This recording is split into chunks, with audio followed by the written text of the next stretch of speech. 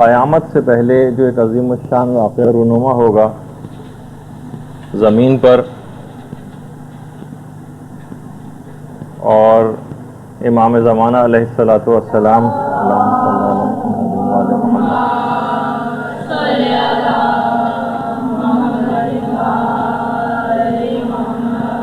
کے ظہور کی تفصیلات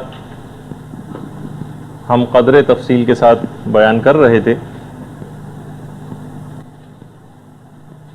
اتنا زیادہ اسلامی روایات کا ذخیرہ ہے اس متعلق کہ آیت اللہ صافی گل پائیگانی نے اپنی کتاب منتخب العصر میں 2870 روایات کی تعداد بتائی ہے جو کہ امام زمانہ سے متعلق آئی ہیں، اور پھر اس کی انہوں نے الگ الگ کیٹیگریز بھی کیے ہیں جو ابھی ہمیں بیان نہیں کرنا، لیکن تقریباً ایک تعداد کا جو مجموعہ امام سے متعلق ملتا ہے اس کی تعداد ہے 2870۔ منتخب العصر آیت اللہ صافی گل پائیگانی کی کتاب، طالبات جس وقت ایران گئی تھیں تو آیت اللہ صافی گل پائیگانی سے ملاقات بھی ہوئی تھی، ان کی کتاب ہے۔ اچھا،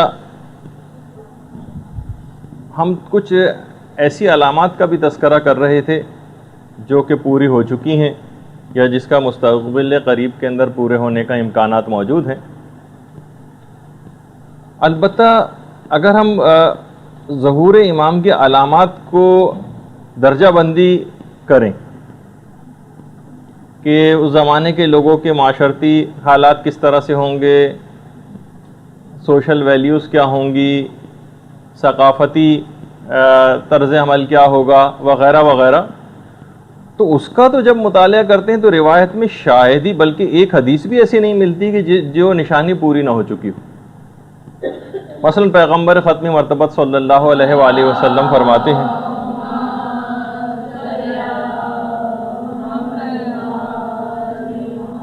کہ جب تمہارے صاحب رائے لوگ فاسق ہو جائیں گے، یہ آخری زمانے کی نشانیاں سب بتائی گئیں، صاحب الرائے لوگ فاسق ہو جائیں، یعنی جو پڑھے لکھے لوگ ہیں، جو معاشرے کے اندر پڑھے لکھے مشہور ہیں، یہ فاسق و فاجر بن جائیں۔ ہم دیکھتے ہیں معاشرے کے اندر جو جتنا زیادہ دنیاوی علم کے اندر آگے بڑھ جاتا ہے اور صاحب الرائے ہو جاتا ہے، وہ عمل سے بڑا دور نظر آتا ہے، داڑھی اس کی مونڈی ہوئی ہوتی ہے، عورت اگر کوئی ایسی ہے تو وہ بے پردہ ہوتی ہے۔ صاحب الرائے جب تمہارے فاسق ہو جائیں، اور پیغمبر فرماتے ہیں جب تمہیں سوائے بخیل سرمایہ دار کے، دنیا پرست عالموں کے، فاسق و فاجر بوڑھوں کے، بے حیا لڑکوں کے اور احمق عورتوں کے علاوہ کوئی نظر ہی نہیں آئے گا۔ دیکھیے پیغمبر اسلام کے الفاظ جو انہوں نے خصوصیات بتائی ہیں، بخیل سرمایہ داروں کے علاوہ کوئی نظر نہیں آئے گا، دنیا پرست عالموں کے علاوہ کوئی نظر نہیں آئے گا، فاسق و فاجر بوڑھوں کے علاوہ کوئی نظر نہیں آئے گا، بے حیا لڑکوں کے علاوہ کوئی نظر نہیں آئے گا، اور احمق عورتوں کے علاوہ کوئی نظر نہیں آئے گا۔ سلمان فارسی کھڑے ہو جاتے ہیں، پیغمبر اسلام ایسا کب ہوگا؟ پیغمبر نے فرمایا جب دین تمہاری زبانوں کی حد تک رہ جائے گا۔ اور پھر پیغمبر نے اور علامتیں بھی بتائیں۔ جب اور علامتیں ذکر کی بڑے تفصیل کے ساتھ، میں تو بہت مختصر کر کے چیدہ پیش کر رہا ہوں، تو صحابہ کا ایک گروہ اور کھڑا ہو گیا، کہا کہ یا رسول اللہ آخر ایسا کب ہوگا جو آپ بتا رہے ہیں؟ پیغمبر نے فرمایا کہ جب نمازوں میں تاخیر کی جائے گی، اول وقت پہ لوگ نماز نہیں پڑھیں گے، نمازوں میں جب تاخیر کی جائے گی، مرد اپنی بیویوں کی اطاعت کرنے لگیں گے، عورتیں جب بے حیا ہو جائیں گی اور تکبر دلوں کے اندر داخل ہو جائے گا، اس طرح سے جس طریقے سے زہر جسموں کے اندر داخل ہو جاتا ہے، جب لوگ فرائض دینیہ کو حقیر سمجھنے لگیں گے، کوئی امپورٹنس ہی نہیں دیں گے کہ یہ سب چیزیں بھی کتنی اہم ہیں، اگر کوئی کرنے بھی جائے گا تو اس کا مذاق اڑایا جائے گا کہ آج کل کے دور میں بھلا کیسے ممکن ہے۔ جب فرائض دینیہ لوگ حقیر سمجھنے لگیں گے، اور جب سرمایہ دار پیسوں کی بنا پر اپنی تعریف کی خواہش کرنے لگیں گے، ان کی زبانیں پیغمبر فرماتے ہیں کہ شہد سے زیادہ شیریں ہوں گی ان کی گفتار اور گفتگو، لیکن ان کے دل حنظل سے زیادہ کڑوے ہوں گے۔ بہار الانوار میں پوری روایات ہیں اس سلسلے میں۔ اچھا، ایک اور روایت بھی ہے جو کہ پیغمبر اسلام ہی سے مروی ہے، اور حضرت سلمان فارسی جس کے راوی، کہ پیغمبر نے فرمایا لوگ اس زمانے میں غیر خدا کے لیے علم فقہ کو حاصل کریں گے، اپنی معاشرے کے اندر ایک نام و نمود کے لیے، بڑائی کے لیے، اپنی معلومات کا رعب جھاڑنے کے لیے غیر خدا کے لیے علم دین کو حاصل کریں گے، علم فقہ کو حاصل کریں گے۔ دنیا کی طرف اس زمانے میں لوگ شدید میلان رکھتے ہوں گے، ان کا دلی جھکاؤ بہت زیادہ دنیا کی طرف ہوگا، لوگ امر و نہی سے نفرت کرنے لگیں گے، ورنہ اگر اصولاً دیکھا جائے تو ہمیں اس کا شکریہ ادا کرنا چاہیے جو ہمارے اعمال کی اصلاح کے لیے کوئی بات کہے۔ لوگ نفرت کرنے لگیں گے اس سے، امر و نہی کرنے والوں سے، امر و نہی سے لوگوں کو نفرت ہو جائے گی۔ انسانی مسائل پر وہ لوگ گفتگو کرنے لگیں گے جو اس کے اہل نہیں ہوں گے۔ باقاعدہ کتنے ہی آن لائن قسم کے پروگرام ٹی وی پر آتے ہیں جس میں ہم ایسے لوگوں کو دیکھتے ہیں کہ جو اس گفتگو کے اہل ہی نہیں ہیں اور وہ گفتگو کر رہے ہیں۔ تفسیر قمی کے اندر باقاعدہ پوری روایت ہے جس میں پیغمبر نے ساری شرطیں بتائیں۔ پھر پیغمبر فرماتے ہیں کہ مسلمان لوگ اپنے علماء سے نفرت کرنے لگیں گے، لوگ دولت کے لیے شادیاں کریں گے، اس زمانے میں جو پست لوگ ہیں وہ بلند ہو جائیں گے اور بلند لوگ جو ہیں وہ پست ہو جائیں گے۔ خدا کی قسم، پیغمبر فرماتے ہیں خدا کی قسم میں نے تم سے کوئی بات نہیں چھپائی ہے اور نہ ہی میں نے کوئی جھوٹ بولا ہے، معاذ اللہ۔ پیغمبر دیکھیں کتنی شدت کے ساتھ اس بات کو عرض کر رہے ہیں۔ ان کی عورتیں اس زمانے میں جو ہوں گی کاسیات عاریات، لباس پہنے ہوئے بھی ایسی ہوں گی گویا بے لباس ہیں، یعنی اس زمانے میں جسم چھپانے کے لیے لباس نہیں پہنا جائے گا بلکہ جسم کو ظاہر کرنے کے لیے عورتیں لباس پہنیں گی۔ ان کی عورتیں ان کا قبلہ بن جائیں گی۔ اکثر علماء نے اس کے یہ تعبیر بھی پیش کی ہے، ایک تو یہ کہ لوگ ان کی باتیں ہر صورت میں ماننے لگیں گے، ہر غلط بات کو، اور دوسرا یہ بھی ہے کہ جو جس طریقے سے کہ مغربی تہذیب ہے کہ ہر جگہ عورتوں کو آگے کیا جاتا ہے، یعنی لیڈیز فرسٹ، عورتیں ان کا قبلہ ہو جائیں گی۔ لا مسلمین ولا نصارا، اس زمانے میں لوگ یہ جو افراد ہوں گے نہ یہ مسلمان ہوں گے اور نہ یہ عیسائی ہوں گے۔ ویسے تو آپ کے علم میں ہے کہ بہرحال علماء نے ایک مثال بھی لکھی ہے اس کی کہ بہرحال ٹائی کا پہننا حرام تو نہیں، لیکن بہرحال ٹائی عیسائیت کا ایک شعار تو ہے۔ اس زمانے میں لوگ اتنی ثقافت سے عیسائیت کی اتنی مروب ہو جائیں گے کہ طرز عمل پورا وہ طریقہ کار اختیار کر لیں گے کہ لوگ جب وہ ٹائی اگر وہ پہنے ہوئے ان کو دیکھیں اور ان سے پوچھیں کہ کیا آپ عیسائی ہیں تو وہ کہے گا کہ نہیں میں تو عیسائی نہیں ہوں، اور اگر اس سے پوچھا جائے گا مسلمان تو اگر وہ ہاں بھی کہے گا تو بھی اس کا طرز عمل اور ثقافت اس کے قول کی نفی کر رہا ہوگا۔ لا مسلمین ولا نصارا، نہ ایسے لوگ مسلمان ہوں گے اور نہ ہی عیسائی ہوں گے۔ علماء نے کہا کہ عیسائیت کا کیونکہ اس زمانے میں بہت زیادہ ہے، ہمارے جو دور ہے اس کے اندر ان کی ثقافت کتنی زیادہ چھا گئی ہے، ورنہ لا مسلمین نہ مسلمان ہوں گے اور نہ یہودی، یہ والا جملہ بھی آ سکتا تھا، لیکن عیسائیوں کا خاص طور پر تذکر آیا۔ اسی طریقے سے پیغمبر اسلام نے یہ بات بھی ارشاد فرمائی کہ ایسا زمانہ آئے گا جب ائمہ کی قبور کو لوگ خراب کر دیں گے، قبابل ائمہ بالبنادیق، بندوقوں کے ذریعے ائمہ کی قبور کو خراب کیا جائے گا۔ کتنے معاشرے ہم دیکھ رہے ہیں آج کل کے دور کے اندر باقاعدہ بالبنادیق، بندوقوں کے ذریعے، یہ روایت کے اندر تذکرہ آیا۔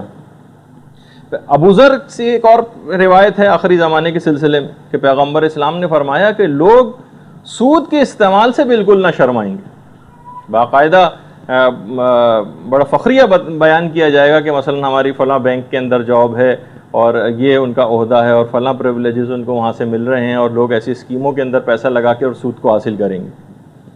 لوگ سود کے استعمال سے نہیں شرمائیں گے۔ اس وقت دین پر جو قائم افراد ہوں گے ان کا اجر 50 مومنین کے اعمال کے اجر کے برابر قرار دیا جائے گا۔ یعنی واقعی جب ایسا زمانہ آ جائے گا تو کتنا زیادہ ایسے افراد کو دین پر قائم رکھنا مشکل ہوگا، تو انہیں ایک مومن کو 50 مومنین کے اجر کے برابر ثواب دیا جائے گا۔ ابن مسعود کی ایک اور روایت میں پیغمبر اسلام نے فرمایا کہ اس زمانے میں عورتوں کا مہر اور گھوڑوں کی قیمت، دوسرے الفاظ میں گاڑیوں کی قیمت، اس میں اتنا زیادہ اضافہ ہو جائے گا کہ پھر اس کے بعد پھر قیامت تک اس کے اندر کوئی کمی واقع نہ ہوگی۔ اور اسی طریقے سے یہ تو پیغمبر اسلام نے بیان فرمائی، ورنہ مولا کائنات علی ابن ابی طالب علیہ الصلوۃ والسلام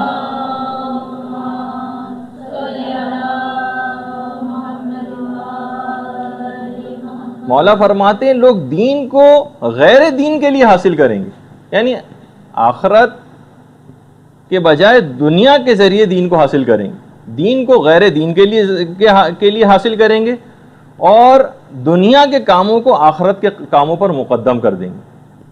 اس زمانے میں مولا فرماتے ہیں سال مہینوں کے برابر ہو جائیں گے، مہینے ہفتوں کے برابر ہو جائیں گے، ہفتہ دنوں کے برابر ہو جائے گا، اور دن 1 گھنٹے کے برابر ہو جائے گا۔ جو آج کل ہم دیکھتے ہیں نا کہ ہمارے پاس کسی کے پاس بھی وقت نہیں ہے، مولا اس کی بہت پہلے بیان فرما چکے ہیں کہ اتنی تیزی کے ساتھ یہ سب چیزیں گزریں گی، انسان کی مصروفیت کا یہ عالم ہو جائے گا۔ بیٹا اپنے باپ سے کینہ رکھے گا، سوہلے لوگوں کو دیکھ کر واپس کر دیا جائے گا، یعنی لوگ دینداروں سے وحشت کرنے لگیں گے کہ لیجئے یہ آ گئے، اب تو ان سے مثلاً صرف حدیثیں اور فلاں چیز سننی پڑے گی۔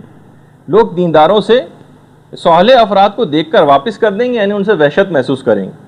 گناہ گاروں کا استقبال کیا جائے گا، جیسے کہ ہم معاشرے کے اندر نظر بھی آتا ہے۔ باپ اپنی اولاد کے برے افعال کو دیکھ کر خوش ہوگا، اور اس کے بعد فرمایا یا ویل لبلدان سندھ والہند، امام فرماتے ہیں کہ وائے ہو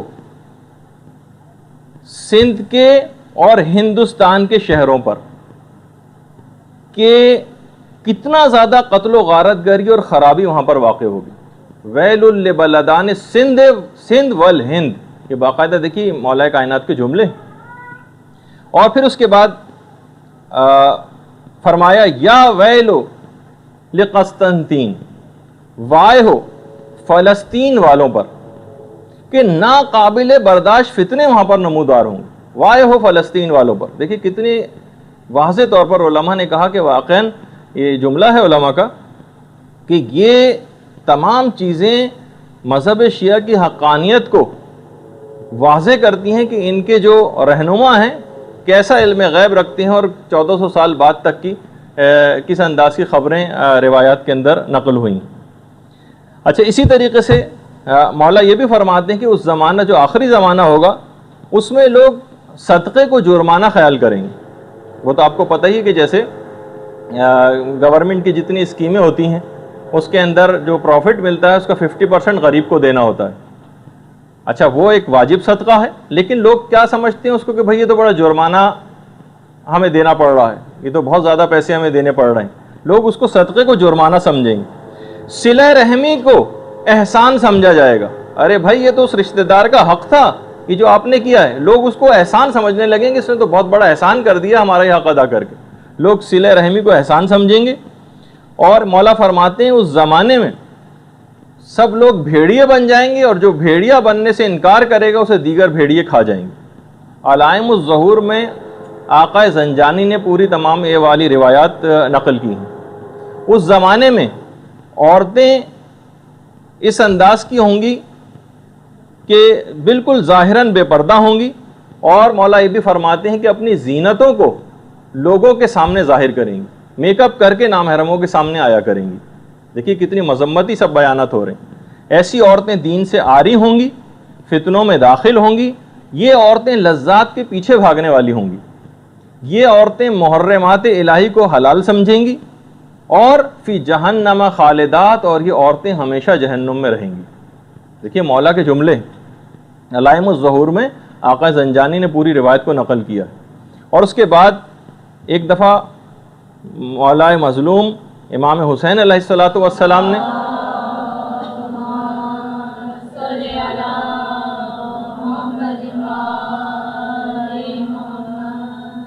مولا علی سے پوچھا، مولا کائنات سے، یا امیر المومنین، اللہ آخر کب زمین کو ان ظالموں سے پاک کرے گا؟ اس وقت پھر مولا نے ارشاد فرمایا، جب قیام کرنے والا خراسان سے قیام کرے گا، جب خراسان سے قیام کرنے والا قیام کرے گا، وہ غالب الارض اور ملتان کے اوپر غلبہ حاصل کر لے گا۔ ہمارے پاکستان کے دیکھیے شہر کا نام آیا کہ کب امام کے ظہور کی علامت جو بتائی جا رہی ہے کہ آخر کب ظالموں سے زمین پاک ہوگی، تو امام نے فرمایا جب خراسان سے قیام کرے گا قیام کرنے والا، اور کوفے اور ملتان کے اوپر غلبے کو حاصل کر لے گا۔ اس کا مطلب ہے کہ مولا کا جو میں نے جس طرح پہلے جس کا اشارہ کیا تھا کہ جو روٹ بنتا ہے اس کے اندر ملتان بھی شامل۔ اسی طریقے سے ایک راوی کہتا ہے کہ ہم پانچویں امام محمد باقر علیہ الصلوۃ والسلام کی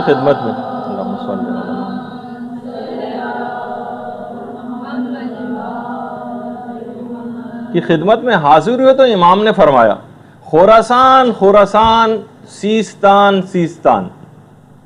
اچھا اب دیکھیے، راوی کہتا ہے کہ امام گویا ہمیں بشارت دے رہے تھے کہ ہمارے مسائل کا حل ان دو علاقوں سے ہوگا، خراسان سے اور سیستان سے۔ اگرچہ دونوں ایران ہی کے علاقے ہیں، لیکن کچھ اس طرح کی تعبیرات بھی آ رہی ہیں کہ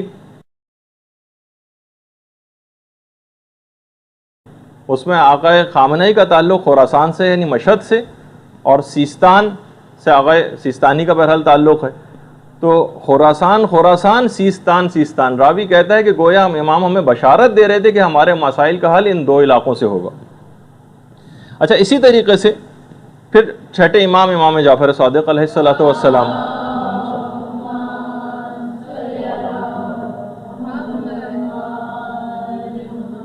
کہ جب تم دیکھو گے کہ امر و نہیں کرنے والوں کو ذلیل کیا جائے گا، اور جو فاسق افراد ہوں گے وہ خدا کے ناپسندیدہ افعال کے اندر بہت مقبول قرار پائیں گے۔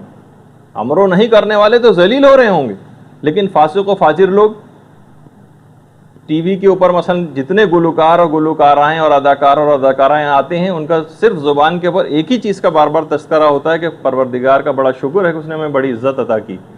مقبول قرار پائیں گے فاسق و فاجر افراد، اور کثیر دولت ان امور کے اوپر خرچ کی جائے گی۔ چھٹے امام فرماتے ہیں کہ جن سے خدا سخت ناراض ہوتا ہے اس کے اوپر دولت کو خرچ کیا جائے گا۔ حکومت ایسے افراد کو ملے گی جو زیادہ پیسہ خرچ کرنا جانتے ہو، جو زیادہ پیسہ خرچ کرے گا اسے حکومت مل جایا کرے گی، جس کو آج کل کی اصطلاح میں ہارس ٹریڈنگ کہا جاتا ہے۔ جس کے پاس بھی اتنا پیسہ ہے وہ حکومت بنا سکتا ہے لوگوں کو دے کے۔ لاہو و لعب کی جگہوں کی کثرت ہو جائے گی، امام فرماتے ہیں، اور کوئی ایسا نہ ہوگا جو ان جگہوں پر جانے کے لیے لوگوں کو منع کرے۔ بلکہ امام کا جملہ ایک اور بھی آگے، نہ صرف یہ کہ وہ منع نہیں کرے گا بلکہ منع کرنے کی جرت بھی نہ کرے گا، منع کرنے کی کوئی جرت نہیں کرے گا۔ قرآن کا سننا لوگوں کو گراں گزرے گا۔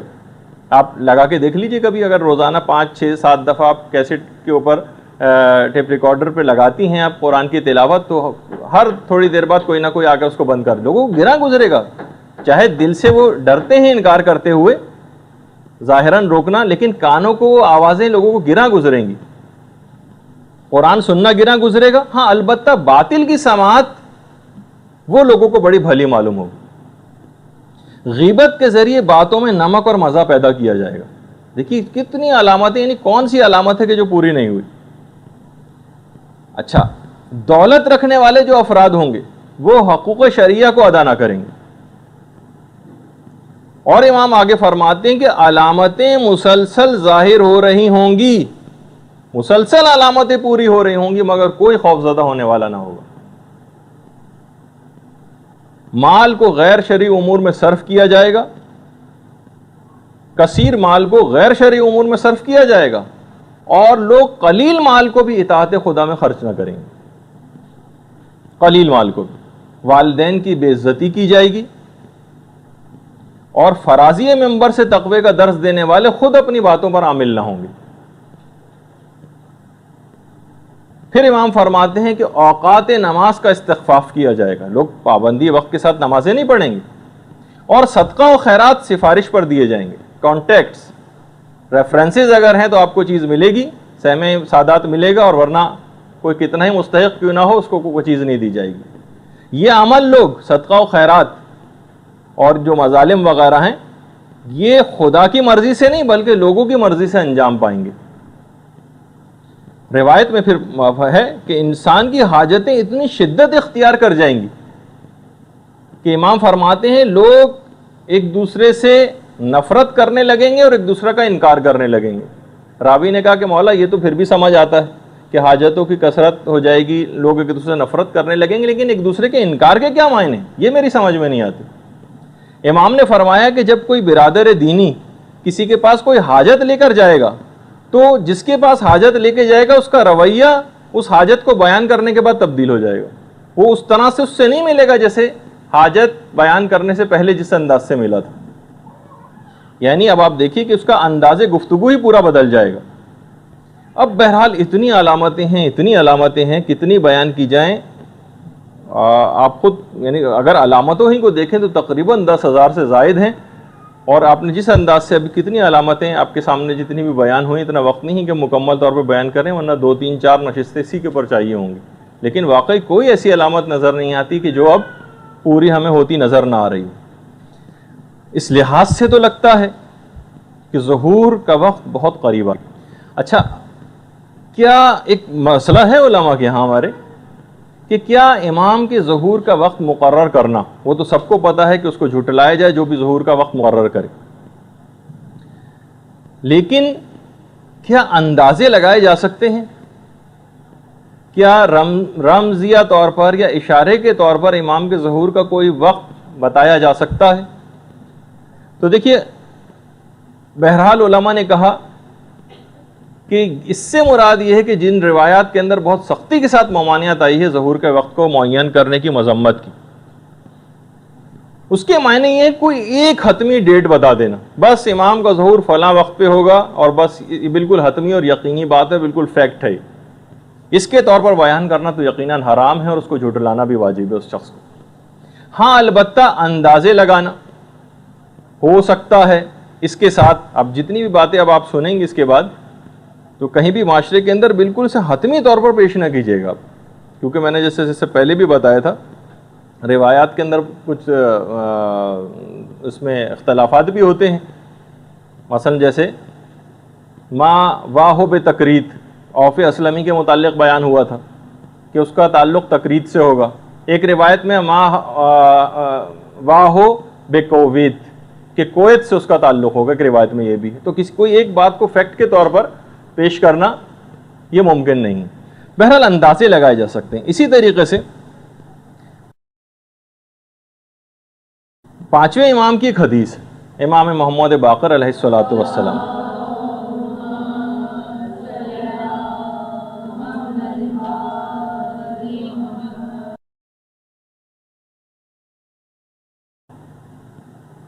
ہمارا قائم اس کے گزرنے کے بعد الف لام را میں قیام کرے گا. دیکھیے ایک حدیث جس کے اندر اب اس میں علماء نے اندازے لگانے شروع کی. علامہ مجلسی نے کہا کہ الف لام را میں قیام کرے گا بعد انقضاء، جب وہ الف لام جب وہ گزر جائے گا اس کے بعد قیام کرے گا. علامہ مجلسی فرماتے ہیں پورے قرآن میں الف لام را سے شروع ہونے والے 5 سورے، اگر ان کے اعداد نکالے جائیں تو 1155 بنتے ہیں وہ اعداد. اور اگر ہو سکتا ہے کہ راوی سے صاحب ہونے کی بنیاد پر اگر اس میں ہم الف لام میم را بھی شامل کر لیں تو اس کے جب اعداد ملائے گئے تو 1426 بنا کہ اس کے بعد قیام ہوگا، اور آج کل 1427 چل رہا ہے. اس لحاظ سے تو جو علامہ مجلسی کا اندازہ تھا اس سے بھی بس کچھ ہی بات آگے بڑھی. اور پرانے علماء نے جتنے اندازے لگائے ہیں اور علامہ مجلسی کے جو اندازے ہیں اس میں اگر ہم موجودہ اس کے اندر ایک امکان کے طور پر ایک پاسبلٹی ہے کہ اب سے لے کر 2025 کے درمیان میں ایک اندازہ ہے کہ امام کا ظہور متوقع ہے. علماء کی بات میں بتا رہا ہوں.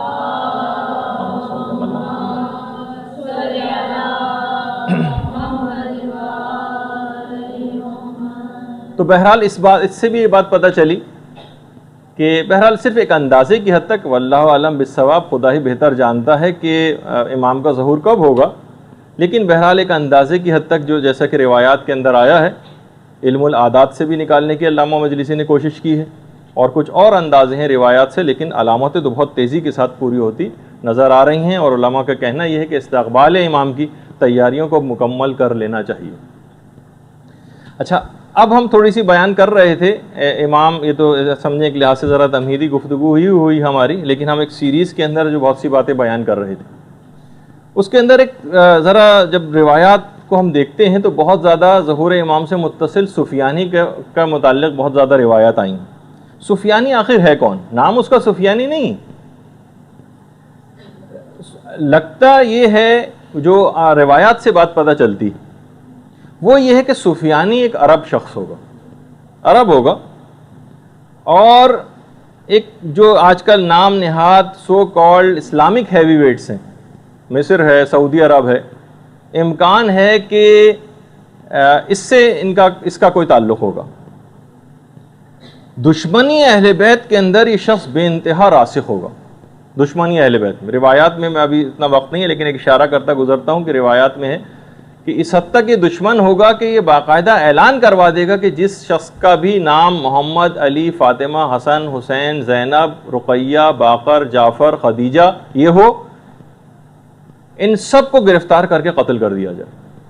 حتیٰ کہ یہ ایسے بچوں کو بھی نہیں چھوڑے گا، یہ ایسے بچوں کو بھی نہیں چھوڑے گا کہ جن کا یہ نام ہوگا، جن کا نام جو باقاعدہ روایتوں میں جملہ ہے کہ یہ تیل کو کھولانے کے بعد اس کے اندر بچوں کو ڈالے گا جو اس نام کے ہوں گے۔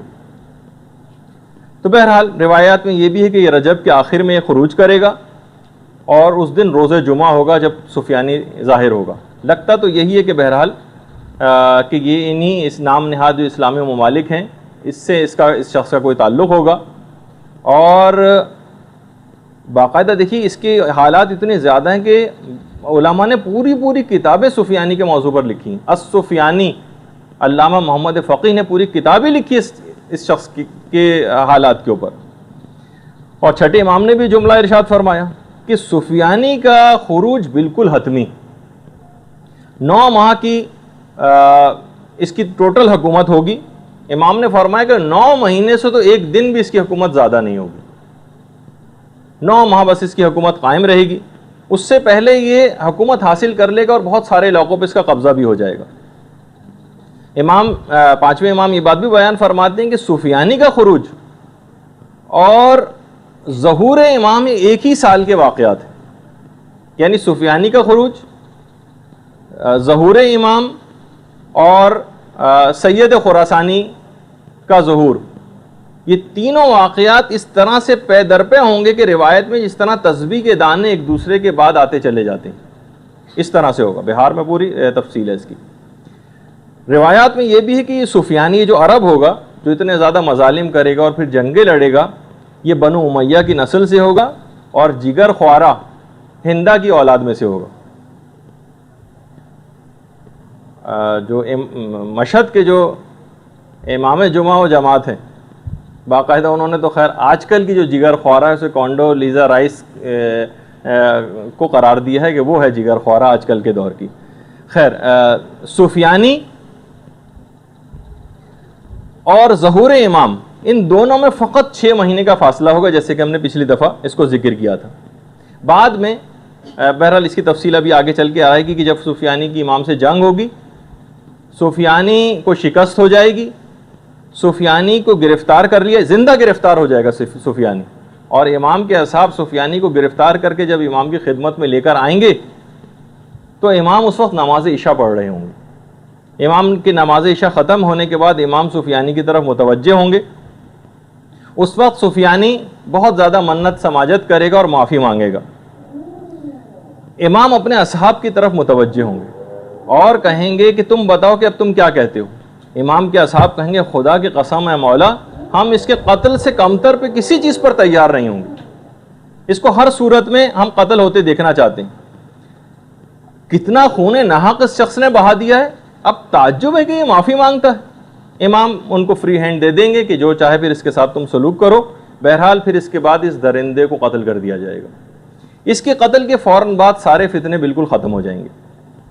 اچھا لیکن اس سے پہلے، یہ تو ہم نے بالکل آخری اس کا انجام بتایا، اس سے پہلے کا جو روایت میں ہے کہ یہ شروع میں سفیانی کی حکومت، اچھا سفیانی شروع میں بڑا عادلانہ طریقے سے عربوں کا ایک ہیرو کے طور پر ابھر کر آئے گا کہ عربوں کے اندر لوگ کہیں گے کہ بھائی اس کے متعلق جو ہم نے باتیں سنی تھی تو ساری جھوٹی ہیں، تو بہت عادلانہ طور پر حکومت کر رہا ہے۔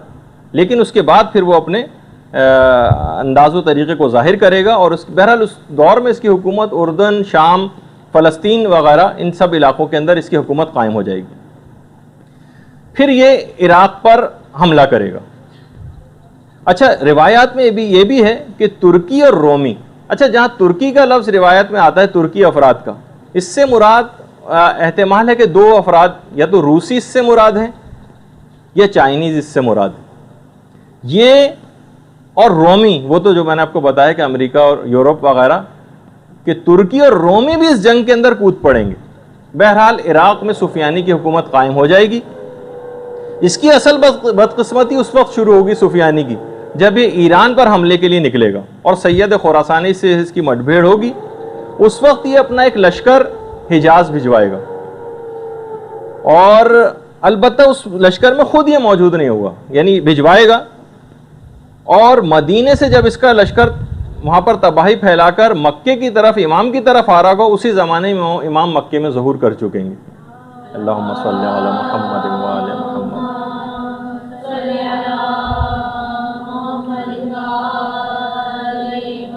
آپ اپنے ماننے والوں کو کہیں گے کہ سفیانی کے بارے میں جب تک میرے جد امجد کی دی ہوئی خبر کی تصدیق نہ ہو جائے تب تک میں مکے سے باہر نہیں جاؤں گا۔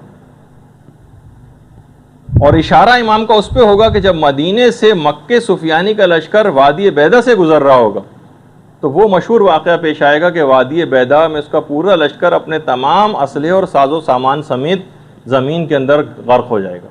صرف دو افراد بچیں گے، ان کی بھی چہرے ان کے جسموں سے پھر جائیں گے، بالکل الٹی طرف ان کے چہرے ہو جائیں گے۔ صرف دو گواہ بچیں گے، ایک سفیانی کے لشکر کو جا کر خبر دے گا اور ایک امام کے پاس آ کر خبر دے گا۔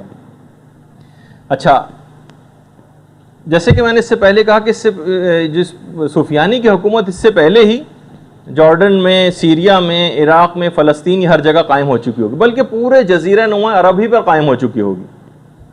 اس وقت اس کے بعد پھر افواج امام کے ساتھ جو اس کی جنگ ہوگی وہ رام اللہ میں ہوگی۔ امام کی افواج غالب آئیں گی، سفیانی گرفتار اور قتل ہوگا، جیسے کہ ابھی آپ نے سنا اس سے پہلے۔ سفیانی کے قتل کے بعد بہرحال تمام شہر آزاد ہو جائیں گے، امام عالمی حکومت کے قیام کا اعلان کر دیں گے۔ تاریخ ما بعد الظہور کے اندر پورے واقعات یہ تفصیل سے بیان کیے گئے۔ رام اللہ میں جو امام کی جنگ ہوگی اس میں رومی افواج بھی سفیانی کی مدد کے لیے آئیں گی۔ رام اللہ میں جنگ ہوگی اور رومی افواج، یعنی یہی مغربی طاقتوں کی جو اتحادی افواج ہیں، یہ وہاں پر موجود ہوں گی۔ اچھا، خود روایات کے اندر رام اللہ میں رومیوں کی آمد خود ایک امام کے ظہور کی علامات میں سے ایک ہے۔ رام اللہ میں رومیوں کی آمد یہ باقاعدہ علامات میں سے ایک ہے۔ اچھا، یہ جو رام اللہ کا جو لفظ ہے نا، رام اللہ کا جو علاقہ ہے یہ شام میں بھی ہے رام اللہ کے نام سے، اس کے علاوہ مصر میں بھی اور فلسطین میں بھی، ان تینوں جگہ ہے، لیکن زیادہ امکان اسی کا ہے کہ یہ فلسطین کی بات ہو رہی ہے۔ مکے میں ظہور کے بعد امام کا جو سب سے پہلا ہدف ہوگا وہ قبلہ اول کی آزادی ہوگا، اور حدیث میں ہے کہ امام اس کے بعد فلسطین کے شہر لد وہاں پر جائیں گے، آج کل شاید یہ شہر اسرائیل میں، وہاں جائیں گے۔ حضرت عیسیٰ آسمان سے نازل ہوں گے، امام کی بیعت کریں گے، دجال بھی اپنے انجام کو پہنچے گا، اور فلسطین میں پھر جب حضرت عیسیٰ کی آمد ہوگی تو امام زمانہ پھر فلسطین میں حضرت عیسیٰ کو قتل دجال کا بھی حکم دیں گے۔ روایت بھی پوری، اس میں پوری تفصیل آئی ہے اس سلسلے میں۔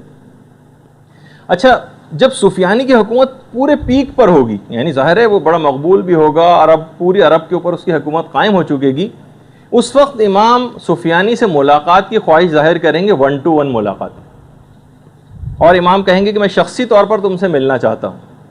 سفیانی عرب ہوگا، وہ بھی امام کے پاس بہرحال اس کی ملاقات ہوگی۔ 1 to 1 ملاقات میں امام سفیانی کو اس بات پر قائل کر لیں گے کہ وہ فلسطین کا علاقہ خالی کر دے، قدس کا علاقہ کو خالی کر دے۔ سفیانی مان جائے گا، لیکن جب اپنے ان لوگوں کے پاس جائے گا جو اس کے پشت پناہ ہوں گے تو سب اس کو شدید لعنت ملامت کریں گے۔ اچھا، وعدے سے اپنے پھر جائے گا، اور یہ بھی ہے کہ سفیانی کے جو پشت پناہ ہوں گے وہ یہودی اور رومی ہوں گے۔ دیکھیے، ہے سفیانی مسلمان عرب، لیکن اس کے پشت پناہ یہودی اور رومی ہوں گے روایت میں، اور بہرحال یہ اپنے اس وعدے کو توڑ دے گا۔ سفیانی کی شکست کے بعد وہ پورے واقعات ہوں گے، اور امام ہوائی راستے سے طیاروں کے جھرمٹ میں پھر عراق میں داخل ہوں گے۔ 5ویں امام یہ بیان فرماتے ہیں کہ امام جب عراق پہنچیں گے تو نور کے 7 قبوں میں ہوں گے، اور یہ پتہ نہیں ہوگا کہ امام اس میں سے کس کے اندر ہے. دیکھیے جو سیکیورٹی ریزن اس زمانے میں بھی ہوں گے، جیسے کہ آج کل بھی ہوتا ہے کہ کئی اگر ایسے ہوتے ہیں جو اہم ترین لوگ ہوتے ہیں، اس میں کچھ ڈمی طور پر بھی کچھ ایسے جہاز اور گاڑیاں ہوتی ہیں کہ پتہ نہیں چلتا کہ اس میں اہم شخصیت کس میں.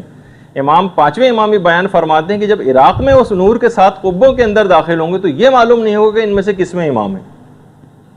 اچھا، بہرحال روایات میں یہ بھی ہے کہ براہ راست نجف میں نہیں اتریں گے. جب بھی وہاں سے چلیں گے تو براہ راست نجف میں نہیں اتریں گے، بلکہ لگتا ایسا ہے کہ کسی فوجی چھاؤنی میں یا پھر کربلا میں پہلے اتریں گے، اس کے بعد پھر دوبارہ وہاں سے اڑیں گے اور پھر نجف میں آئیں گے. اچھا، ایک بات اور اس کے اندر بیان کر دی جائے کہ کیا امام بالکل اکیلے ہیں آج کل؟ روایات میں یہ ہے کہ امام کے ساتھ 30 افراد کی ایک جماعت ہر وقت رہتی. 30 افراد. اگر ان میں سے کوئی ایک بھی مر جاتا ہے تو فوراً دوسرا اس کی جگہ لے لیتا ہے. ظاہر ہے کہ جیسے میں نے پہلے کہا تھا کہ طول عمر امام زمانہ کا معجزہ ہے، ان کے اصحاب کا نہیں، سوائے 2 اصحاب کی جن کا آگے چل کے تذکرہ آنے والا ہے، خضر اور الیاس. لیکن اس کے علاوہ اور کسی کا معجزہ نہیں طول عمر. تو کوئی ایک بھی ان 30 میں سے انتقال اگر کر جاتا ہے تو فوراً دوسرا شخص اس کی جگہ لے لیتا ہے. اور چھٹے امام یہ بھی ارشاد فرماتے ہیں کہ قائم کے لیے ضروری ہے کہ وہ تنہا ہو، یعنی اس کو ان کی غیبت کے لیے ضروری ہے کہ امام تنہا ہو. البتہ بہترین رہائش گاہ طیبہ ہے، یعنی مدینے میں ہے ان کی، اور 30 افراد سے ملنے میں کوئی وحشت نہیں ہے. بہار الانوار کی 52ویں جلد کے اندر امام نے فرمایا کہ 30 افراد کے ملنے میں کوئی وحشت نہیں ہے. یعنی ایسا نہیں کہ امام بالکل اکیلے اور کسی ایک سے بھی نہ ملے، نہیں، 30 افراد کی ایک جماعت تو ہمیشہ ان کے ساتھ رہتی. ہاں، امام کے تنہائی کے ایک دوست ہیں اور ان کا نام ہے حضرت خضر. 8ویں امام امام علی رضا علیہ الصلوۃ والسلام یہ فرماتے ہیں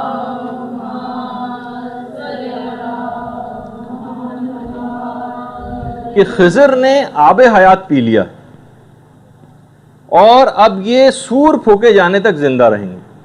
حضرت خضر ہمارے پاس آتے ہیں، ہمیں سلام کرتے ہیں، ہم ان کی آواز سنتے ہیں، ہم انہیں دیکھتے ہیں، اور جب بھی کبھی یاد کریں تو حضرت خضر حاضر ہو جاتے ہیں. اور امام فرماتے ہیں جب بھی تم کبھی حضرت خضر کو یاد کیا کرو، یعنی ہم لوگوں سے خطاب ہے، جب بھی تم حضرت خضر کو یاد کرو یا دوسرے الفاظ میں ان کا ذکر پڑھو تو حضرت خضر کو سلام ضرور کیا کرو. اچھا، اعمال کے موسموں میں امام فرماتے ہیں کہ حضرت خضر حاضر ہوتے ہیں، مناسک حج بجا لاتے ہیں، حتیٰ کہ میدان عرفات میں موجود ہوتے ہیں، مومنین کے لیے دعا کرتے ہیں، اور مومنین جتنی دعائیں کر رہے ہوتے ہیں حضرت خضر اس کے اوپر آمین کہتے ہیں. اچھا، اسی طریقے سے امام فرماتے ہیں کہ حضرت خضر کے ذریعے امام کی تنہائی کو انس میں تبدیل کر دیا جائے گا. تنہائی حضرت حجت کی تنہائی کو حضرت خضر کے ساتھ جوڑ دیا جائے گا، اور وہ حضرت خضر امام زمانہ کے تنہائی کے انیس اور جلیس ہوں گے. اچھا، اتنا اور بتا دیا جائے، جیسے کہ ایک دفعہ ہم پہلے عرض کر چکے ہیں کہ حضرت خضر نبی نہیں تھے. حضرت خضر ایک مرد صالح تھے، ایک نیک آدمی تھے.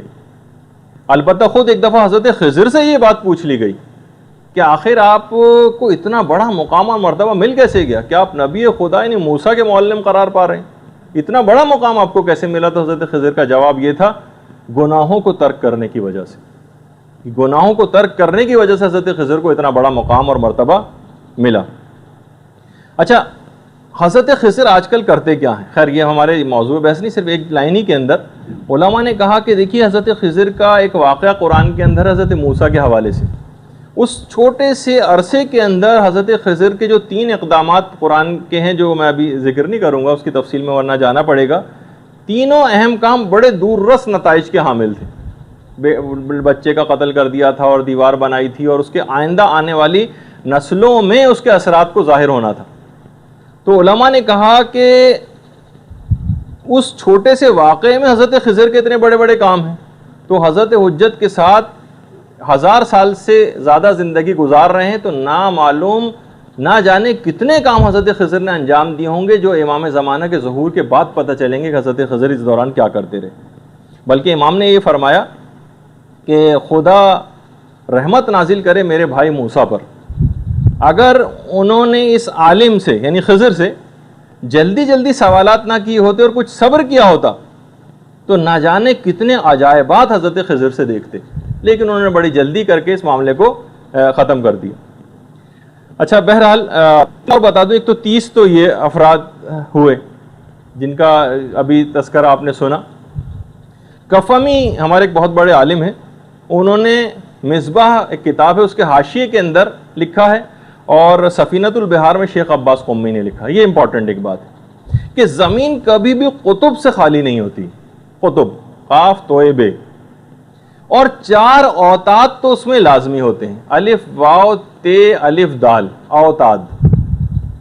یہ اوتاد تو ہر صورت میں ہوں گے، 40 ابدال ہوں گے، 70 نجبہ ہوں گے، اور 360 صالحین ہوں گے۔ ایک قطب، 4 اوتاد، 40 ابدال، 70 نجبہ اور 360 صالحین۔ اچھا قطب تو امام زمانہ اجل اللہ تعالیٰ فرجہ الشریف کی ذات گرامی ہے، اللہم صلی علی محمد وعلی محمد، اور 4 اوتاد ہیں، 4 اوتاد ہیں، کیونکہ کہا جاتا ہے روایات میں بھی کہ زمین کی مثال ایک خیمے کی سی ہے جس میں درمیانی ستون تو امام زمانہ کی ذات گرامی ہے، اور 4 اوتاد جو ہیں وہ اس کی تنابیں ہیں، یعنی 4 اوتاد اس کی تنابیں ہیں، یعنی زمین کی۔ حضرت خضر اور حضرت الیاس بھی اوتاد میں شامل ہیں۔ حضرت خضر بھی اوتاد میں سے ہیں، ان 4 جو تنابیں ہیں ان میں سے 2 تو حضرت خضر، اور یہ جو اوتاد ہوتے ہیں یہ دائرہ قطب سے چپکے ہوئے ہوتے ہیں اور کبھی اس سے جدا نہیں ہوتے، اور یہ جو اوتاد ہیں یہ پلٹنے کی حد تک بھی کبھی یاد خدا سے غافل نہیں ہوتے، اور روایات میں ہے کہ یہ قوت لا یموت جمع کرتے ہیں اور مقدار حاجت سے زیادہ نہیں لیتے دنیا سے، یعنی ان کی ایک خصوصیت ہے۔ اچھا دیکھیے قطب میں تو عصمت شرط ہے، وہ تو امام کی ذات ہے، اس میں تو عصمت ہونا لازمی، البتہ اوتاد اور ابدال کے اندر شرط نہیں۔ البتہ جو اوتاد میں حضرت الیاس شامل ہیں وہ کیونکہ نبی ان میں عصمت ہے، حضرت خضر میں عصمت نہیں ہے لیکن محفوظ عن الخطا ہیں، اور اس کے علاوہ جو 2 اوتاد اور ہوں گے جن کا نام تو روایت میں نہیں ہے، کبھی بہرحال ان سے کبھی اگر غفلت ہو بھی جائے کیونکہ غیر معصوم ہے تو بھی بہرحال دعا اور استغفار اور ذکر کے نتیجے میں یہ اس کی تلافی کر دیتے ہیں۔ اچھا عمدن یہ اوتاد جو ہیں کبھی کوئی گناہ نہیں کرتے سوائے انبیاء کے، کہ وہ تو ان کی تو عصمت خیر شرط ہے، اور جو نجبہ اور صالحین ہیں ان کی صفت عدالت ہے، یہ جو زمین کبھی بھی ان سے خالی نہیں ہوتی، ان سے اگر کبھی لغزش ہو بھی جائے تو بھی استغفار کے ذریعے فوراً اس کی تلافی کر دیتے ہیں۔ اچھا اب کفمی فرماتے ہیں اگر ایک شخص بھی ان میں سے کم ہو جائے تو فوراً نیچے والا جو درجہ ہوتا ہے اس سے ایک آدمی اوپر آ جاتا ہے اور اس درجے کے اندر پہنچ جاتا ہے، نیچے والے درجے کے اوپر لایا جاتا ہے۔ صالحین جن کی تعداد 360 ہے، ان میں سے اگر کوئی ایک کم ہو جائے تو پھر عوام میں سے کسی ایسے شخص کو اوپر لایا جاتا ہے جو اس کا اہل ہوتا ہے۔ اچھا حضرت خضر اور حضرت الیاس جیسے کہ میں نے کہا کہ یہ دونوں بھی زندہ ہیں، ایک بڑی لمبی عمر ان کو دی گئی ہے، اور دونوں ہر سال عرفات میں کے میدان میں اکٹھے بھی ہوتے ہیں۔ اچھا پھر اب تھوڑی سی یہ بیچ میں ایک بات آ گئی تھی اس لحاظ سے کہ امام کے جو 30 افراد ہیں اور زمین کبھی بھی ان افراد سے اوتاد اور ابدال وغیرہ سے خالی نہیں ہوتی ہے۔ اچھا جب قدس آزاد ہو جائے گا اور فتح ہو جائے گا تو اس وقت امام کا لشکر لاکھوں کی تعداد میں ہو جائے گا، اس وقت امام کا لشکر لاکھوں کی تعداد میں ہوگا اور کروڑوں لوگوں کی حمایت امام کو حاصل ہو جائے گی۔ اچھا حیرت انگیز بات یہ ہے کہ امام کے اس لشکر میں زیادہ تر عاجم اور ایرانی ہوں گے، یعنی عجمی یعنی غیر عرب زیادہ ہوں گے امام کے لشکر میں، بلکہ ابن عربی محی الدین ابن عربی جن کی بڑی مشہور کتاب فتوحات مکیہ ہے، کہا کہ یہ سب عاجم میں سے ہوں گے امام کے لشکر کے زیادہ تر افراد، اور یہ ہوں گے تو عجمی لیکن عربی کے سوا کسی زبان میں بات نہ کریں گے۔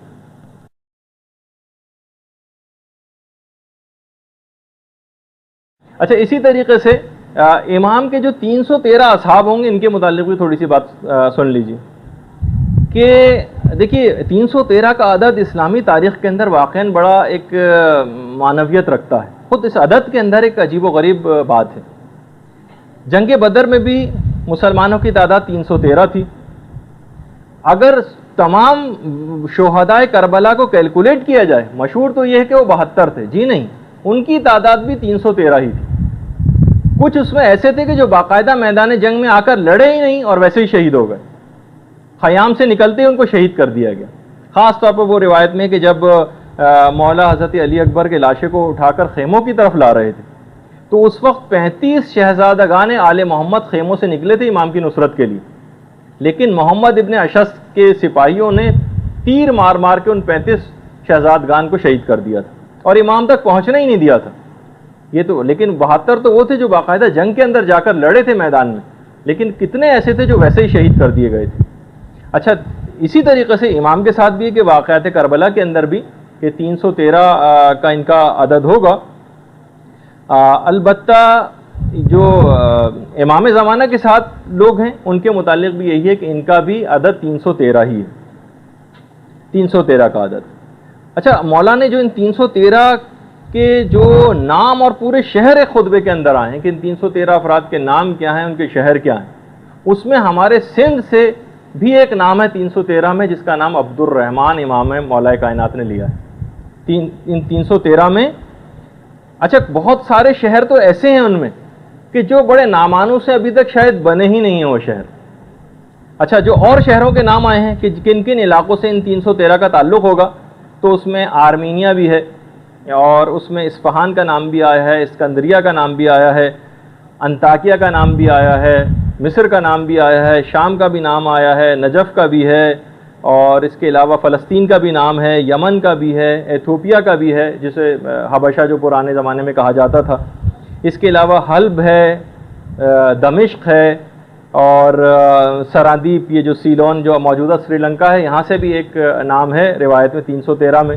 قم سے نام ہیں، طالقان سے نام ہیں، لبنان سے ہیں، مکے سے ہیں، مدینے سے ہیں. اچھا اس طرح سے کر کے بہت سارے یعنی جو 313 لگتا ہے کہ پوری دنیا کو اس طرح سے بہرحال ایک کور کیا گیا ہے ان 313 افراد میں. اچھا یہ جو 313 امام کے جو صحابی ہوں گے ان میں سب کا اسٹیٹس برابر نہیں ہوگا. یعنی ایسا نہیں کہ 313 بالکل ایک کیٹیگری کے ہوں، نہیں، ان میں سے 112 ایسے ہوں گے جو ان 313 میں سے 112 جن کا اسٹیٹس اور افضلیت دوسرے لوگوں سے زیادہ ہوگی. اچھا یہ 313 جمع کیسے ہوں گے، یہ بھی پورا روایات کے اندر آیا ہے. باقاعدہ غیبت نعمانی میں ہے کہ 5ویں امام یہ جملہ ارشاد فرماتے ہیں کہ جو چل کر آنا چاہے گا اس کے لیے تو طے الارض ہوگا. یہ 313 افراد میں سے یہ اگر پیدل چل کے آنا چاہیں تو ان کے لیے طے الارض ہوگا، قدم آگے بڑھائیں گے اور اگلا قدم مکے میں ہوگا. کچھ کو عالم خواب میں یہ اپنے اپنے علاقوں کے اندر سو رہے ہوں گے، ان کو عالم خواب اور نیند کی حالت ہی میں اپنے بستروں سے اٹھایا جائے گا اور ان کی آنکھ کھلے گی تو اپنے آپ کو حضرت حجت کے سامنے پائیں گے مکے میں. کچھ ان میں افراد ایسے ہوں گے. کچھ ایسے افراد بھی ہوں گے جو امام نے فرمایا ہے کہ جو بادلوں پر سوار ہو کر آئیں گے، اور نہ جانے اس زمانے میں ٹیکنالوجی کس انداز کی ہو جائے گی کہ روایات میں ہے کہ بادلوں سے ان کا نام اور ان کے والدین کا نام اور ان کے شہر کا نام نشر ہو رہا ہوگا بادلوں میں سے. اچھا مولا سے پوچھا گیا کہ مولا یہ جو 3 کیٹیگریز بیان کی ہیں ان میں سے افضل کون ہوگا، ٹریولرز کرنے والے جو نیند کی حالت میں مکے میں لائے جائیں گے وہ، یا جو بادلوں پہ سفر کر کے آئیں گے. بادلوں پہ سفر کے معنی ہو سکتا ہے کہ بائی ایئر جہازوں کے ذریعے کچھ افراد آ رہے ہوں. امام نے فرمایا جو بادلوں پر سفر کر کے آئیں گے یہ ان افراد سے افضل ہوں گے. اچھا ان کے متعلق امام نے کہا کہ قرآن کی آیت انہی کے متعلق آئی ہے، اینما تکونوا یاتے بکم اللہ جمیعا، تم جہاں کہیں بھی ہوں گے خدا تم کو ایک جگہ پر جمع کر دے گا. قرآن کی آیت ہے، تم جہاں کہیں بھی ہو خدا تم کو ایک جگہ پہ جمع کر دے گا. یہ 313 افراد روایت میں کہ جہاں کہیں بھی جائیں گے لوگ ان سے بڑے مروب ہو جائیں گے. اچھا اب ایک سوال یہاں پر یہ پیدا ہوتا ہے کہ ہم آخر کیسے ایسے افراد میں امام کے انصار میں کیسے شامل ہوں. تو یہ جو ابھی آپ نے آیت سنی تھی اینما تکونوا یاتی بکم اللہ جمیعا، اس کی میں نے پوری نہیں پڑھی تھی، اسی وجہ سے کہ یہ دوسرے والے سوال میں اس کو پوری پڑھوں گا کہ آخر ہم کیسے اس میں شامل ہو سکتے ہیں. قرآن کی پوری آیت کیا ہے، فاستبقوا الخیرات اینما تکونوا یاتی بکم اللہ جمیعا، یہ ہے پوری آیت۔ نیکیوں میں سبقت اختیار کرو، ایک دوسرے سے بازی لے جانے کی کوشش کرو، تم الگ الگ بھی ہوں گے تو خدا تم کو ایک جگہ پر جمع کر دے گا۔ فاستبقوا الخیرات، نیکیوں میں ایک دوسرے پر سبقت لے جانے کی کوشش کرو۔ اینما تکونوا یاتی بکم اللہ جمیعا، تم جہاں کہیں بھی ہوں گے خدا تم کو ایک جگہ پر جمع کر دے گا۔ اچھا اس کے اندر آپ نے دیکھا کہ بہرحال اس آیت کے اندر ایک عموم پایا جاتا ہے، کوئی قید نہیں، عموم ہے، یعنی ہم آپ بھی شامل ہو سکتے ہیں۔ اور باقاعدہ منتخب الاثر میں آیت اللہ صافی گل پائگانی نے اس آیت کی تفسیر میں مولا کائنات کی ایک روایت بھی بیان کی، کیا کہ مولا فرماتے ہیں یہاں الخیرات، نیکی سے مراد ہم اہل بیت مراد ہیں، ہماری طرف آنے میں جلدی کرو، یعنی ان کی اطاعت میں جلدی کرو، اور اس کے بعد جہاں کہیں بھی تم ہوں گے خدا تم کو ایک جگہ پر جمع کر دے گا۔ اچھا، اب جس شخص کو بھی یہ پسند ہے کہ وہ امام کے اصحاب میں شامل ہو جائے تو روایت میں کیا اس کے لیے آیا ہے؟ کچھ اقدامات وہ کرے۔ فَلْيَنْتَظِرُوا، سب سے پہلی تو چیز یہ ہے کہ وہ پوری آمادگی کے ساتھ امام کا انتظار کرے، یعنی اپنے آپ کو امام کے لیے آمادہ کرے، اور کوئی گناہ نہ کرے، اپنے آپ کو بہرحال گناہوں سے بچائے، وہ محاسن الاخلاق، اور بہترین اخلاق سے اپنے آپ کو آراستہ کرے۔ ایسے شخص حقیقی منتظر شمار ہوگا، اور واقعی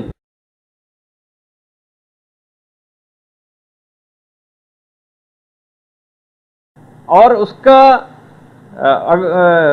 اگر وہ شخص مر بھی گیا اور امام زمانہ کا ظہور اس کے بعد ہوا تو اس کو بالکل وہی ثواب ملے گا جو اگر وہ امام زمانہ کے ظہور کو پا لیتا، تو بالکل وہی ثواب اس کو ملے گا۔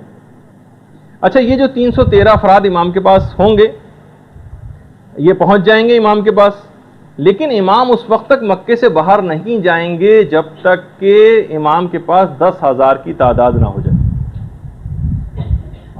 چھٹے امام سے پوچھا گیا راوی نے کہ مولا کیا یہ جو 313 افراد کیا فقط یہی ہوں گے؟ امام نے کہا نہیں، امام جو ہمارا قائم جو ہوگا جب تک مکے سے باہر نہیں جائے گا جب تک کافی ساری اس کے پاس طاقت جمع نہ ہو جائے، اور کافی طاقت 10,000 سے کم پہ حاصل نہیں ہوتی، مناسب اور کافی طاقت۔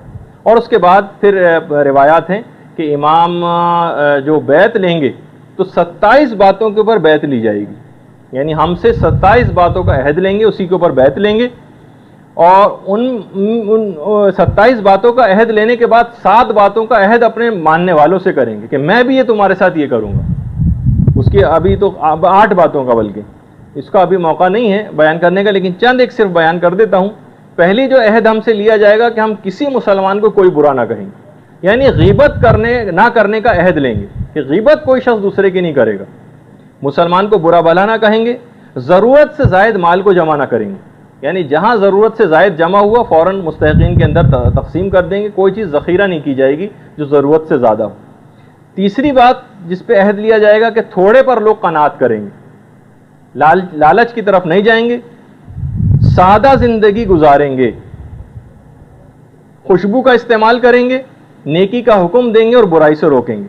اس کے بعد خود امام اپنے انصار سے بھی بہت سارے وعدے کریں گے، کہا کہ جیسا تم لباس پہنتے ہو ایسا لباس میں پہنوں گا، جیسے تم زندگی گزارتے ہو ایسی زندگی میں گزاروں گا، جیسی سواری تمہارے پاس ہوگی ایسی سواری میرے پاس ہوگی۔ اور امام اس بات کا بھی عہد کریں گے کہ میرے پاس آنے کے لیے کوئی حاجب اور کوئی گارڈ مقرر نہیں کیا جائے گا، جس کا جب چاہے گا امام سے وہ رابطہ کر سکے گا۔ اچھا، تھوڑا سا بھی وقت ہے ہمارے پاس، تو اس میں خاص طور پہ ایک بات اور بیان کر دی جائے جو حضرت عیسیٰ سے بڑے متعلق ہے۔ دیکھیے، حضرت عیسیٰ کی آمد جو ابھی آپ نے اس سے پہلے سنا کہ قدس میں لد جو ایک شہر ہے وہاں پر حضرت عیسیٰ کی آمد ہوگی، اس کے بعد حضرت عیسیٰ پھر شام جائیں گے، اور تمام دنیا عیسائیت کو اور دنیا یہودیت کو حضرت عیسیٰ باقاعدہ قائل کریں گے جا کر، اور اسلام کی طرف ان کو راغب کریں گے۔ اور قرآن کی ایک آیت بھی ہے جو علماء نے کہا کہ جو واقعی بالکل سمجھے، اس کے اندر تو بالکل مسئلہ ہی واضح ہو جاتا ہے، وَإِنَّ مِنْ أَهْلِ الْكِتَابِ إِلَّا لِيُؤْمِنُنَّ بِهِ، یہ دلیل ہے باقاعدہ کہ کوئی اہل کتاب ایسا نہیں ہوگا سوائے اس کے کہ وہ ایمان لے آئے گا، مسلمان ہو جائے گا، یعنی کوئی یہودی اور عیسائی ایسا نہیں بچے گا۔ اچھا، علماء نے کہا کہ بھائی اس کا فلسفہ کیا ہے حضرت عیسیٰ کو اٹھائے جانے کا، کہ بہرحال علماء نے کہا کہ آخری زمانے میں پروردگار عالم کے تو علم میں تھا نا کہ عیسائی ایک بہت بڑی طاقت اختیار کر جائیں گے اور عیسائیت اسلام کے پھیلنے کی راہ میں سب سے بڑی رکاوٹ ہوگی. تو ان کی مدد کے لیے حضرت عیسیٰ کو رکھا گیا کہ آخری زمانے میں حضرت عیسیٰ کو بھیجا جائے گا تاکہ اس زمانے میں اس مسئلے کو حل کریں. اچھا جس وقت حضرت عیسیٰ پہنچیں گے, حضرت عیسیٰ کا ظہور ہوگا, تو دنیا عیسائیت کے اندر بڑی خوشیاں منائی جائیں گی اور وہ یہ سمجھیں گے کہ حضرت عیسیٰ امام مہدی سے مقابلے کے لیے آ گئے ہیں. ان کا دماغ میں کانسیپٹ یہ ہوگا. لیکن حضرت عیسیٰ امام زمانے کے ساتھ مختلف ملکوں کے دورے کرنا شروع کر دیں گے, معجزات اور کرامات ایسی ظاہر کریں گے اور بڑے صبر اور سکون کے ساتھ تبلیغات کریں گے.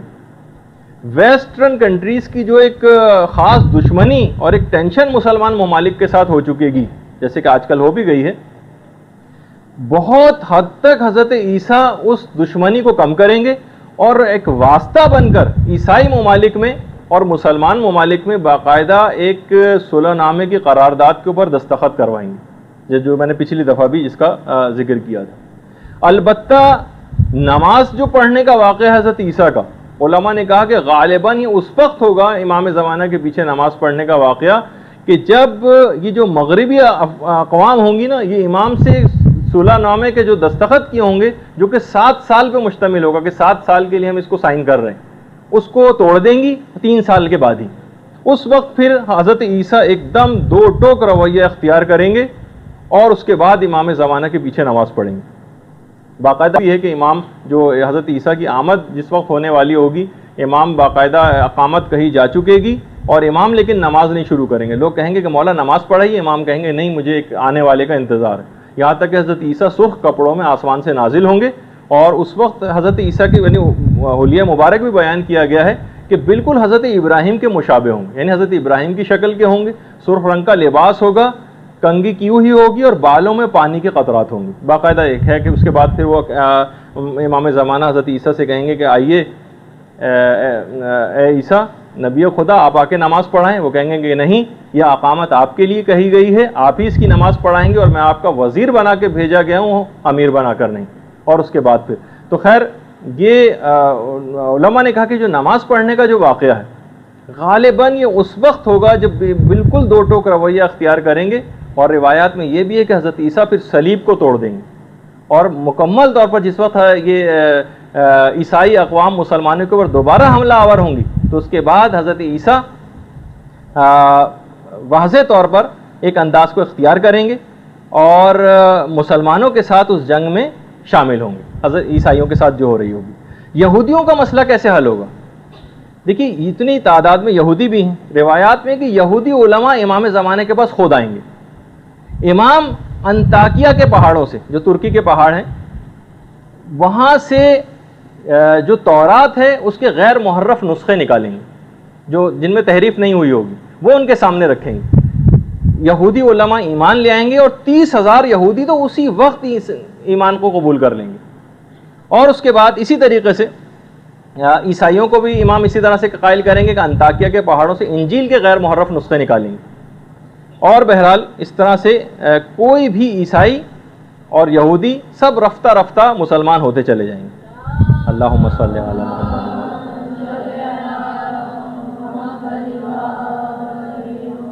روایات میں ہے کہ یہ جو یہودی اور عیسائی تو اس طرح سے مسلمان ہو ہی رہے ہوں گے, لیکن جو اور ممالک ہیں جیسے فار ایسٹ کے جو ممالک ہیں یا مثلا جہاں پہ بدھزم ہے یا مثلا چینی ہیں, یہ بھی اس سے متاثر ہوئے بغیر نہ رہ سکیں گے اور ان کے اندر بھی تیزی کے ساتھ اسلام پھیلنے لگے گا.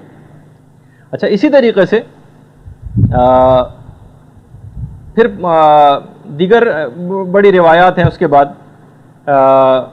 کہ سب آہستہ آہستہ. اچھا اس کے بعد پھر یہ حضرت عیسیٰ کا جو ایک واقعہ نماز پڑھنے کا ہے ہوگا. اس کے بعد پھر حضرت عیسیٰ ہر سال مکے میں حج کے لیے آیا کریں گے اور روایات میں ہے کہ تقریباً اپنے ظہور کے 40 سال بعد تک حضرت عیسیٰ زندہ رہیں گے, 40 سال بعد تک. پھر اس کے بعد حضرت عیسیٰ کا انتقال ہوگا. امام زمانہ خود حضرت عیسیٰ کی تجہیز و تکفین کریں گے, تمام رسومات کو انجام دیں گے اور اس اونی کپڑے میں حضرت عیسیٰ کو کفن دیا جائے گا جو حضرت مریم نے اپنے ہاتھوں سے بنا تھا, اسی میں ان کو کفن دیا جائے گا اور قدس میں حضرت مریم کی قبر کے قریب ہی حضرت عیسیٰ کو دفن کیا جائے گا. اچھا، اس دوران امام کی ہر جگہ پہ اس حد تک حمایت اور وہ سب کچھ شروع ہو چکے گی مقبولیت، کہ امام کے متعلق ملتا ہے کہ جس وقت امام سیریا میں داخل ہوں گے وہاں بغیر جنگ کے داخل ہوں گے۔ مسلم میں بھی ہے، ترمذی میں بھی ہے روایت کہ یہودی تم سے جنگ کریں گے لیکن تم کو یہودیوں کے اوپر غلبہ دے دیا جائے گا۔ اور پانچویں امام یہ بات بیان فرماتے ہیں کہ پھر اس کے بعد حضرت حجت کوفے آ جائیں گے۔ ان کے کوفہ آنے کے بعد ہر شخص اپنے آپ کو کوفے میں پہنچانے کی کوشش کرے گا، کوئی مومن ایسا نہیں ہوگا۔ امام آ چکے ہیں، کوفے میں موجود ہیں، ہر مومن چاہے گا کہ میں کوفے کسی طریقے سے پہنچ جاؤں۔ جب بھی امام حسن علیہ الصلوۃ والسلام، بہت کم حدیثیں پڑھی جاتی ہیں،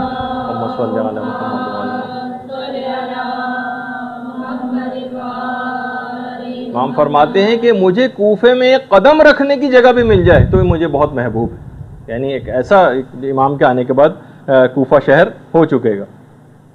اچھا، امام جتنا بھی کام ہے وہ تو سب کوفے جا کر کریں گے، یعنی کوفہ دارالحکومت ہوگا، جیسے کہ پچھلی گفتگو میں آیا امام عالمی حکومت کا جو دارالخلافہ بنائیں گے وہ کوفے کو بنائیں گے، کام سارا کوفے میں کریں گے، لیکن آرام امام نجف جا کر کیا کریں گے، آرام نجف میں کیا کریں گے۔ اچھا، مسجد سہلہ کا جو علاقہ ہے اطراف میں، اپنی اور اپنے اہل خانہ کے جو رہائش ہے وہ مسجد سہلہ کو قرار دیں گے، یعنی اس کے اطراف میں، کربلا کے راستے میں۔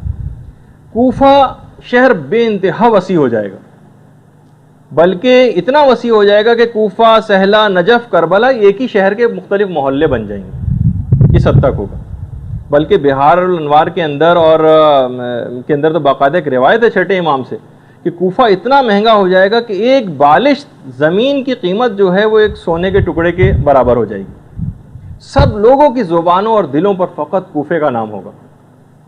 اچھا، اسی طریقے سے جس وقت وہ مشہور روایات کے اندر ہے کہ نماز جمعہ جب ہوا کرے گی کوفے میں تو اس کی امامت خود امام زمانہ فرمایا کریں گے، اور لوگ دور دور سے اس نماز جمعہ کے اندر شرکت کے لیے آئیں گے، اور بلکہ شب جمعہ سے ہی لوگ کوفے پہنچنا شروع ہو جائے کریں گے کہ اگلے دن نماز جمعہ کے اندر ہم امام کی شریک ہو سکیں۔ 1000 دروازوں کی مسجد کوفے کے اندر ایک بہت بڑی امام زمانہ تعمیر کروائیں گے کہ جس وقت جمعہ امام پڑھایا کریں گے تو پورا شہر، روایات میں جملہ یہ ملتا ہے کہ چھٹے امام فرماتے ہیں کوئی شخص باقاعدہ تیز ترین سواریوں کے اندر بیٹھ کے بھی لوگ کوفے پہنچیں گے، لیکن وہ اس نماز کا ارادہ کر کے نکلیں گے لیکن پھر بھی جگہ نہ ہونے کی وجہ سے نماز جماعت میں شرکت سے رہ جائیں گے۔ اتنا کوفے کے اندر اتنا زیادہ رش ہو جائے گا کہ جو امام نماز پڑھائیں گے۔ اور اس کے بعد پھر اس کی ہم کچھ اور تفصیل ہے کہ امام اس کے بعد کون کون سی اصلاحات کو قائم کریں گے۔ بس ایک آج کیونکہ ایک تو تھوڑا سا دیر سے شروع ہوا اور آج پوری کوشش کے باوجود، ورنہ میرا ارادہ تھا کہ آج کسی طور پہ اس کو ختم کر دوں گا، بڑی معذرت، لیکن اتنی اس کے اندر تفصیل آتی چلی جاتی ہے کہ پھر اپنے آپ کو روکنا ذرا مشکل ہو جاتا ہے۔ تو تھوڑا سی گفتگو انشاءاللہ اگلی دفعہ امام زمانہ کی اس کو مکمل کریں گے۔ رجت کا تھوڑا سا ذکر آئے گا اس کے اندر، اور اس کے بعد پھر قیامت کی گفتگو شاید اگلی دفعہ سے ہی ہم اسٹارٹ کر دیں۔ تو آج کی حد تک ہم اپنی گفتگو کو یہاں پر روکتے ہیں۔ والسلام علیکم ورحمۃ اللہ وبرکاتہ۔